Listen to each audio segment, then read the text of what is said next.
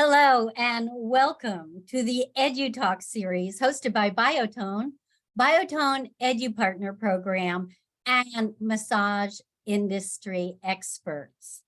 As massage schools, students, and practicing therapists have met the challenges presented by COVID and its variants, the EduTalk series hosted by Biotone continues to support virtual learning and building massage community by connecting you with industry experts who share their knowledge and expertise on topics not only for class discussion, but career success.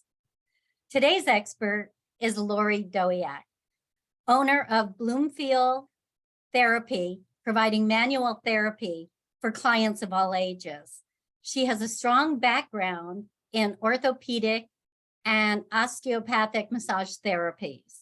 Additionally, Lori specializes in craniosacral therapy, visceral, vascular, and nerve manipulation. She's a certified lymphedema therapist, and currently, Lori works as both a presenter and a teaching assistant for the Baral Institute. Let's listen and learn as Lori discusses the gentle, specifically placed manual techniques of visceral manipulation for Whiplash's anterior cervical region. She'll review how whiplash trauma introduces external kinetic energy to diverse cervical tissues, and how approaches using visceral manipulation techniques encourage restoration of normal mobility and tone to the viscera's connective tissues affected by external forces. I hope that gave everyone a good overview. And Lori, thank you so much for joining us. We're looking forward to this talk tonight. And with that, I'll turn it over to you and I'll see you on the other side. Here we go. It's all yours. All right. So thank you, Donnell, and I hope everybody can hear me. We're just going to jump right into it since this is a short presentation. I am a PT. I live in Frederick, Maryland, about 50 miles north of DC. And but tonight we are focusing on trauma and how it affects the various tissues and systems of the body. You're a massage therapist and you're no stranger to the sequela of musculoskeletal involvement following trauma. You apply your techniques for reducing muscular fascial tension, and this can increase mobility for your clients. It can reduce their pain symptoms. For some of your clients, this is all that is needed for their tissues to regain homeostasis. But for others, symptom relief can be temporary despite your best efforts. So what more can we do? With this, I just hope to whet your appetite as to what other manual techniques you can add to your toolbox. And I'm not, let's see. Let me see something because we're a little bit, it wasn't projecting. Let me see this. Let me go from the beginning here. Okay, you got it going. Sorry about that delay. So, trauma affects all our systems. The musculoskeletal system can offer resistance to the propagation of the shock wave produced by traumatic forces. Palpation skills provide your awareness as to what muscles absorb the majority of these forces. But what about the associated tissues within the area? The visceral, the neurovascular, the lymphatic systems. The same spinal nerves that innervate the involved muscles send communicating branches to the autonomic nervous system.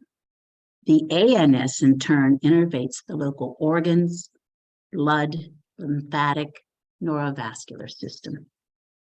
Applied forces propagate along these structures, as well as along the blankets, the fascia tissue. Our tissues interrelationships are the means by which symptoms from a neck trauma can involve tissues as distant as our legs. If we enhance our understanding of how tissues respond to these applied forces of trauma and the propagating of the resulting shock wave throughout our body tissues, we'll be better prepared to handle our more complicated whiplash cases. So, trauma. It can be defined as an injury or wound caused by an extrinsic force. So, a force is anything which influences the change of the body's state of rest or its movement. So we have several types of traumas. We have mechanical, we have physical. That physical can be vibration, compression. We have thermal. We can have frostbite, we can have burns. Trauma can be chemical as well as it can be psychological. Forces can be either external or internal. An external force is considered an applied load onto the system. Examples of this would be gravity, inertia, muscle action. I use muscles to apply a force on my skeleton. Internal forces can be referred to as stresses. Internal resistance of a material, in this case, what we're talking about is our body tissues, subjected to an external load. A stress is defined as the force exerted when one body tissue pushes against, pulls against, compresses, twists another body tissue. An example of this would be scar tissue from an appendectomy. The appendix is tucked down into your right lower quadrant, but the scar tissue that remains can affect the cecum, can affect the small loops of the intestines, tethering, pulling, pushing on the tissues within the area. So internal forces and stresses are traction, compression, or shearing. With traumatic events such as whiplash, kinetic energy, which is basically energy in motion, is applied to a diverse number of tissues along various vectors or axes. These energies, involve the articular, neuromuscular, fascial, visceral, and fluid structures, which all interconnect to one another and are superimposed on one another. These tissues have varying degrees of elasticity. Some of the energy entered into the system can deform a tissue. Some is dispersed as heat. The remaining energy is stored as residual energy. It's this residual energy that can be responsible for secondary tissue lesions or the after effect of the trauma. An example of this would be a spleen ruptures a week after the person is involved in a motor vehicle accident. We'll talk a little bit more about the vectors involving this spleen a little later on. Whiplash, acceleration. Let's just go back for a minute because this is so I'm sitting in a car, somebody strikes me from behind, acceleration, changing my body at rest. Because of the seatbelt and the forces propagating from behind me, my pelvis goes into an anterior roll, as you can see on the right, as the upper thorax and the head is whipped back into a posterior force roll. Then there's the deceleration, whipping forward. your head striking the steering wheel or striking the console. The force is now coming from anterior to my body, forcing me backward, forcing more of an anterior roll of my lumbosacral junction, whipping my head forward, striking the steering wheel.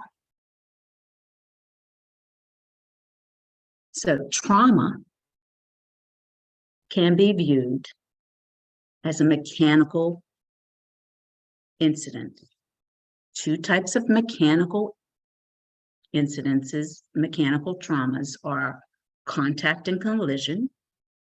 The body hits or is hit by another object, or the effects of inertia.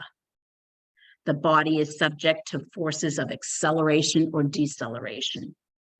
Often, these affect the skull and the spine, as what happens with whiplash. Collisional forces to the skull, especially when combined with acceleration or spinning out of control in a car, produces trauma to your tissues. Brain and skull differ in density and react differently to impact. Whiplash displaces the brain mass against the osseous wall inside the skull, causing changes in pressure gradients. These pressure changes produce cavitational bubbles or lesions. Cavitation can occur in any of your body fluids: your synovial joint fluid, your cerebral spinal fluid, interstitial cellular fluids, your lymph, your blood, any fluid within your body. Inertia sets body fluids in motion, triggering neurochemical phenomena. You've all experienced this. You take a fast ride up in an elevator, 100 floors, all of a sudden, all your fluids, you feel your fluids in the bottom half of your abdomen. As you descend the floors, you feel the fluids in your head and in your upper chest. Your eyes, your ears, your nose, your foramen magnum. These are openings within the skull that can compensate for increased internal pressures. You've experienced this when your ears pop or close when flying in an airplane or driving at higher altitudes. Different tissues transport forces differently. Kinetic energy, energy in motion, and forces of inertia activate our fascia, our ligaments, and our neuromuscular circuits. Lesions or tissue damage can be diffused globally. The concept of global lesion involves the viewpoint that nothing in your body is isolated. All tissue structures and physiological systems are interdependent. Tissues are affected by the propagation of shock waves produced by this mechanical trauma. So now what I'm going to do is I'm going to play a little bit, pull up a video so that you can see these shock waves in motion. 2-minute video at research lab. These are two experts, professional kickboxers. Watch. Shock waves traveling through tissues.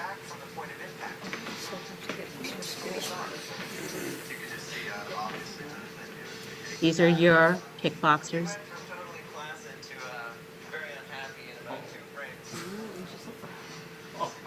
See how it ripples all the way up through the neck on into the ear?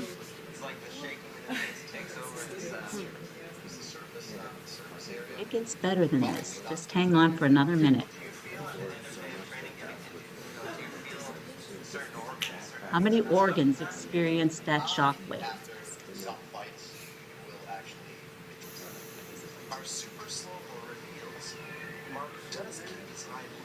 Whiplash, lateral whiplash.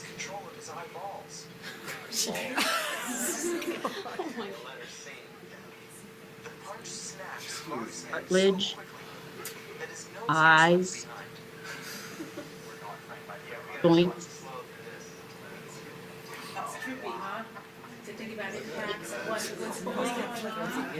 And that's a light punch. Motor vehicle. No, if you can show a motor vehicle. watch the response of his eyes.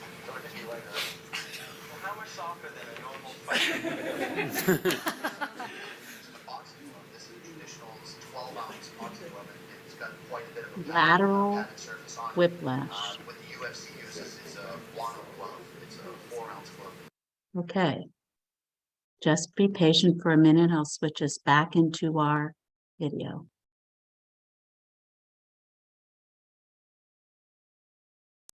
Yay. No. Hold on one moment. It is not progressing. Let me see if I can do this again. Hit share.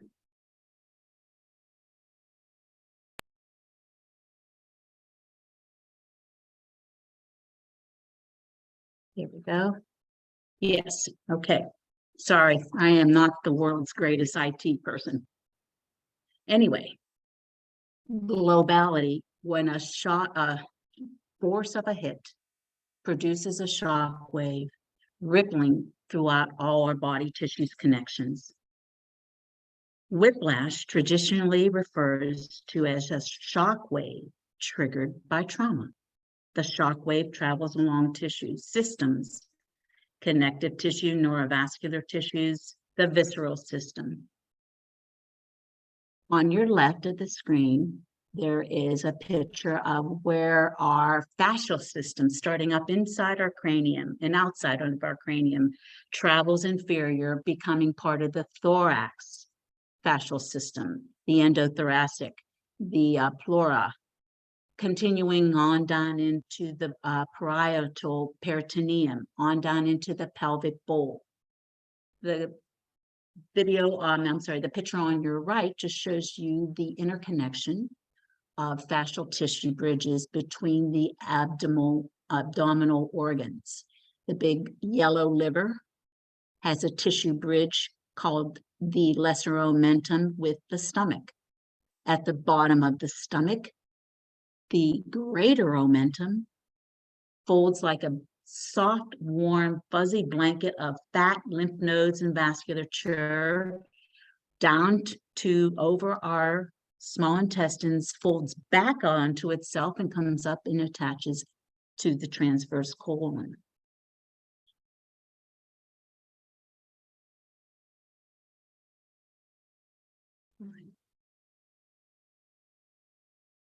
So if we see our tissue bridges here on the left side, again, this is just more of an anatomical position. We can see where if I have that shock wave where that guy received that punch in his upper abdomen, how many organs, how that are involved in that, how that shock wave carried and transmitted along all the interconnected tissues.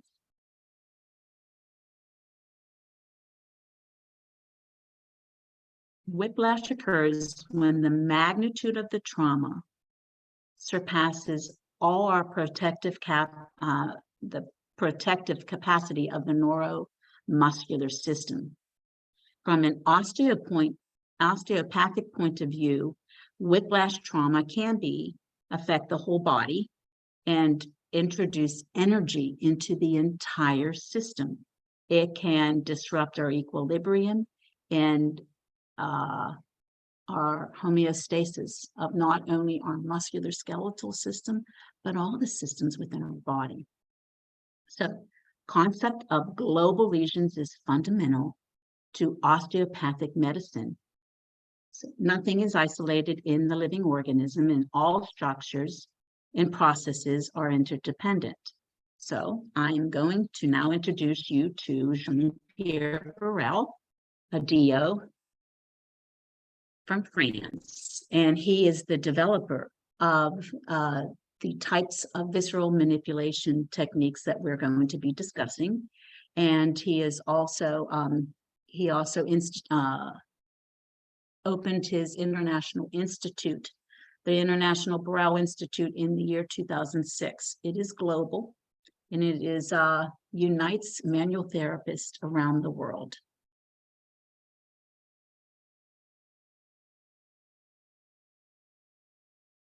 According to Jean-Pierre, what is visceral manipulation? Because there's a lot of different thoughts behind visceral manipulation, a lot of different applications.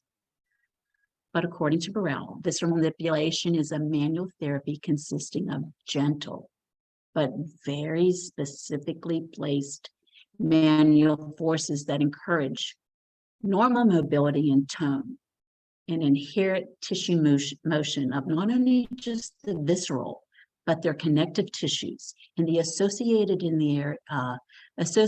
areas of the body where physiological motion has been impaired. What visceral manipulation is not is just taking an organ and moving it back and forth. That's not what it is about. We use assessment tools developed by Jean-Pierre. We use our hands. We, students of visceral manipulation, learn to assess the mobility or lack of mobility of organs and tissues. Mobility of an organ is the motion caused when the organ comes under some kind of a push-pull from the surrounding environment. If I go to bend to touch my toes, my liver tucked up under my right lower thorax has to be able to slide anterior and roll anterior for my spine to flex forward and not so that I can touch my toes. Motility of an organ, which we can also learn to discern, is the inherent energetic energy of an organ, how happy it is doing its job. If we have somebody with sclerosis of the liver, more than likely we will feel the lack of motility coming from that organ. Jean-Pierre designed techniques to assess the tissue strain patterns in our system. He helps individuals to train their hands, much like you have trained your hands in massage. How many of your clients compliment you and they say, how do you know exactly where to go? You find every single sore spot on my back. You don't even think about it. Your hands have been trained to assess the muscle bundles, to assess the nerve endings. You feel it. Your hands have been trained. Likewise, Jean-Pierre encourages you to train your hands a little bit further so that you can feel the tissues from inside the container. Right. Moving on. So, once training his hands, Jean-Pierre also started out as a PT in the mid to late 60s. And in Grenoble, France, he worked at a lung specialist hospital, and he worked under a renowned lung specialist, Dr. Arnauld. Dr. Arnauld was known for dissections, so Jean-Pierre got a ton of experience with dissection. And what sparked his curiosity is that he constantly saw thickening tissues around the internal organs when he was in the dissection lab. And he realized that these thickenings had to change the ability of the organ to move and function. So he started to produce techniques from as early as the early 70s when he became a DO teaching spinal mechanics. And for decades, he has developed techniques in which he can assess and improve the mobility of tissues. he came to see that if he had a restriction in the musculoskeletal or the spinal joints, that if he released the associated visceral within the area, some of these skeletal restrictions would also release. And that's what he has been basically doing for the past 50 years or so, teaching colleagues around the world to assess the visceral, to assess their associated neurovascular system, to assess their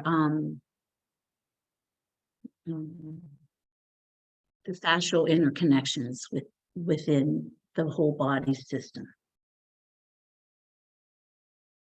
When we talk about our neck, and we want to do just briefly, we are going to actually use our hands to see mobility of the anterior structures of our neck. Fascia in the neck, as you saw in the previous slide, is continuous.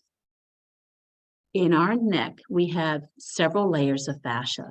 The superficial layer comes from outside the face, travels down over the trapezius and travels over the sternocleidomastoid. The middle layer is more interesting. It attaches and starts at the hyoid bone, spreads down inferior inside the thorax, attaching to maybe rib 3 or 4. But it's interesting in that it also spreads laterally along the neurovascular sheath, so that when I take a nice deep breath, there's a little bit of tension on that mid-cervical fascia, and it envelops the common carotid artery, the internal jugular vein, and the famous vagus nerve. So when I do good breathing, deep, full breathing, I open up these vasculature. I keep their diameters open, which helps drain and creates balance, in the fluid dynamics in the skull. How many of your clients that have had whiplash talk about severe headaches, talk about how they can't take a good full breath? With a little bit of understanding of the system and training your hands, you can certainly help alleviate some of their symptoms as well by addressing the anterior part of your neck. So, to give you a taste of how you would approach visceral manipulation in the thorax class, since we're on Zoom, I can't really show you the belly. We're going to let our hands do the walking down the front of our throats. I want you to find the mandibular angle of your jaw. Put one thumb underneath it on the right or left side, and your index finger on the just underneath on the opposite side. I want you to, about a finger's width, you will come to a small thin bone called the hyoid bone. This bone does not articulate with another bone. It is held in balance, in check, by just muscle tissue. I want you to take this hyoid and I want you to shear it right and then left. Assess your own neck, assess your own hyoid bone. Does it slide and glide to the left and to the right? Does it slide and glide equally in both directions? Or do you have a little bit of snap, crackle, pop? If it's not moving, say to the right, what could be tethering it or restricting it on the left side, not allowing it to move freely in the right direction? Next structure, we're going to softly come to the inferior border of that hyoid bone to a nice soft slope. This is your hyothyroid membrane. In this membrane, we can palpate a branch of the vagus nerve called the superior laryngeal nerve. Nerves and arteries often, or most always, run in partnerships. So I usually find my nerve endings by finding my little arterial heartbeats. Widen your palpation laterally until you come into contact with the carotid artery, until you feel that strong carotid pulse. You are in the vicinity now of the mid-cervical fascia. Remember, it originates at the hyoid bone. That sheet of fascia travels laterally to engage around this neurovascular bundle. Next, slide a little bit more inferior to your thyroid cartilage. It's a sturdy cartilage. You can move it left and right. For all the male participants, your Adam's apple is just a bump out of the thyroid cartilage. And at that Adam's apple, just internally, are the vocal cords. And because of that little outcropping, male vocal cords are slightly longer than females, and therefore they have slightly lower tones in their voices. Slide more inferior. We come into the inferior border of the thyroid cartilage. Again, we come to another soft little slope, the thyroid cricoid membrane. Slightly inferior is the first ring, tracheal ring, the cricoid ring. This cricoid is at the level of C6. If I slide my fingers posterior past the trachea, I'm going to find the beginning of my esophagus. If any of you suffer from acid reflux, you know how far up that foul taste comes into your throat. It comes up as far as the top of the esophagus. Now, softly drop down just another finger pad and you are onto the soft thyroid gland. Look to the screen on your right. Drop your fingers to the very top of your medial clavicle, right through here. Look at the vasculature behind this junction, your sternoclavicular joint. In a whiplash, these vessels stretch and contract and can create spasms within the vascular wall, creating swelling into the upper extremity, creating headaches from fluid dynamic pressure changes up into the head.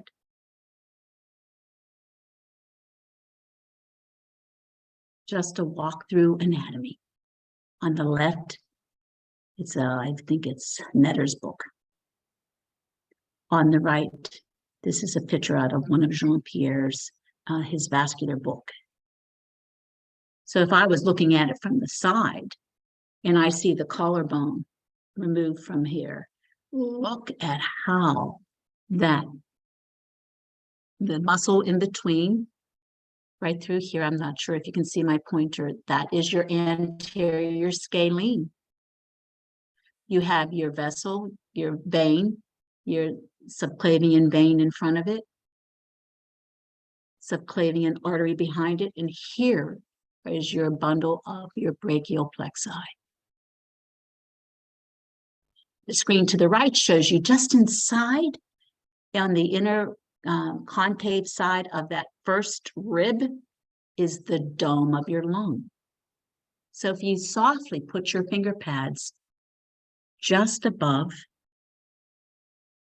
the sternoclavicular joint, very close to your neck, the center of your neck, rest your finger pads softly. Now take a deep inhale, as deeply as you can inhale, and then relax. Don't hold your breath. Take a couple of breaths, deep breaths. In a restful state, because our lungs are attached to our diaphragm, as I inhale, the dome of my diaphragm bellows down, pulling the lungs with it. So on deep inhalation, I should feel the dome of the lungs slightly pull away from my finger pads. Assess yourself. Does your dome of your lung on your left side behave and drop as easily as the one on the right? If one side doesn't move as easy, what could be affecting it, tethering it, not allowing it to drop?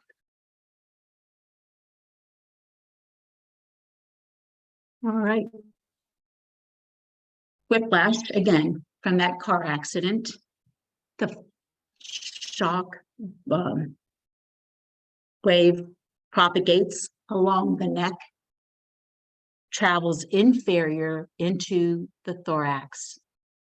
The heart cannot be compressed. It is a solid vascular organ. Instead, the heart is forced inferior down against the diaphragm and usually on a slight lateral vector to the left.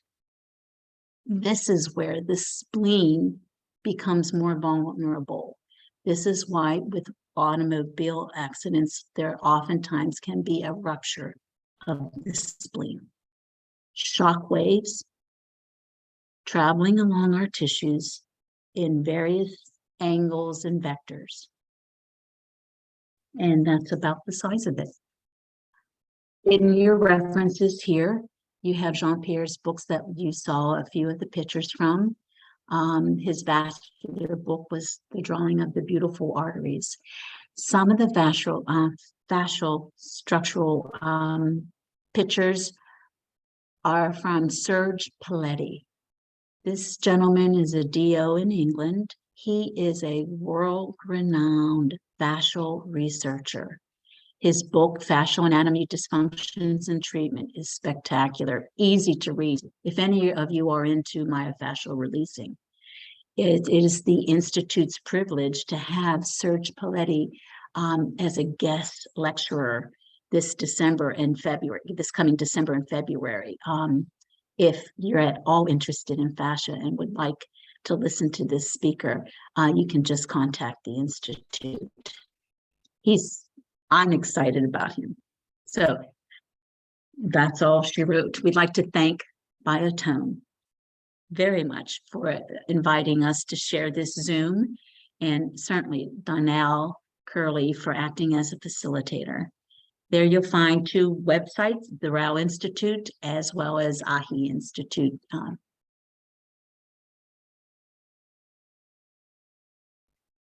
Thank you, Lori. And everyone listening, please feel free to chat comments or questions to Lori. We have a few minutes left for her to be able to answer. And I mean, Lori, really, I was thinking about football. I mean, there's so much where your head can really have the effect of a car accident, whiplash. Doesn't have to, yeah.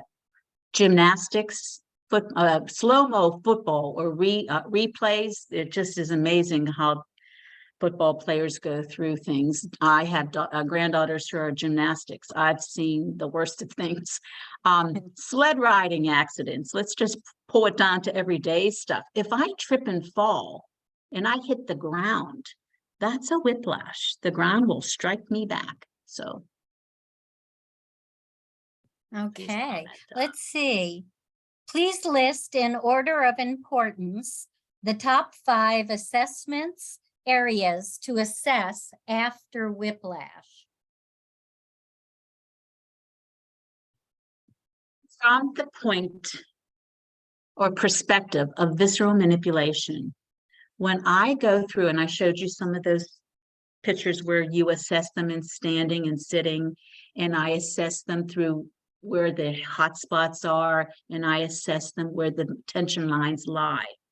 I don't assume that I have a list of priorities. Jean-Pierre has taught listening skills so that we allow the tissues to express where their greatest needs are. For instance, I might have pain down my right arm after a whiplash, but the real tissue tension might be on my left side, pulling so hard on the nerves that I had the sensation of pain down my right arm.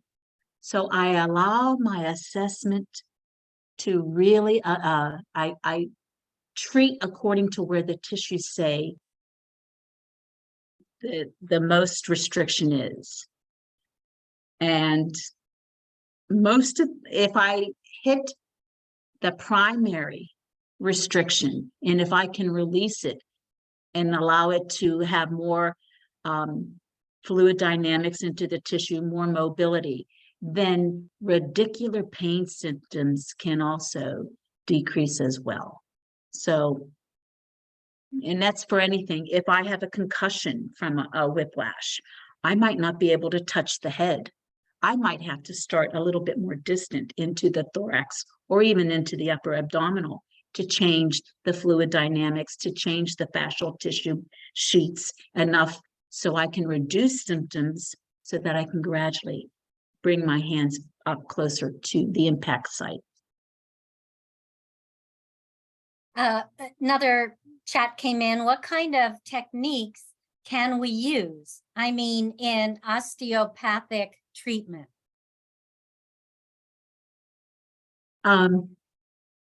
Jean-Pierre is an osteopath. He teaches his coursework in visceral manipulation, neuromanipulation, vascular manipulation, joint manipulations are presented across the board to massage therapists, PTs, OTs, DOs, chiropractors, MDs. So he teaches from the perspective of being an osteopathic practitioner. In Europe, an osteopathic evaluation is still very much hands-on, and it's very much doing manual skills. In the United States, we've lost a little bit of that. A lot of our osteopaths tend to write more prescriptions than they do treating with manual assessments. So it's coming from an osteopathic's perspective, but it certainly are techniques that can be performed across the board by all manual therapists from whatever background they have. All right, and I don't see any other chats, but if anyone has a last comment or question for Lori, please feel free to chat it over, and we still have a little bit of time. I wanted to mention, Lori, were you going to say something? I was just going to comment. Say something. How cool was that video? That video gives you a picture of what we talk about, force vectors and things like that. It's a phenomenal video. And I once asked the question to somebody who was in the class with me, so how does this relate to a car accident? Can a kickboxer kick with the same amount of force? And they said, absolutely. So a 45-mile-per-hour car accident can be easily equated to a strong kick from the kickboxers. So this is what your tissues do if you're striking the steering wheel in your car. Oh my goodness. I wanted to finish up with,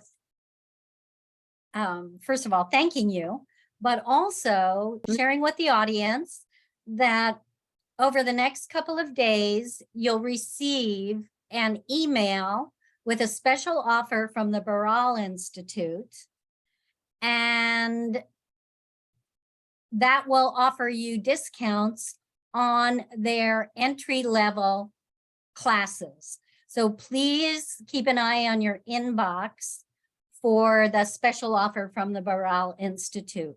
Additionally, tomorrow, and please check your spam, we will have a follow-up email with tonight's recording and a copy of Lori's PowerPoint presentation that you can again watch the video, go through the handout that you'll receive, and please check spam just in case the email goes there.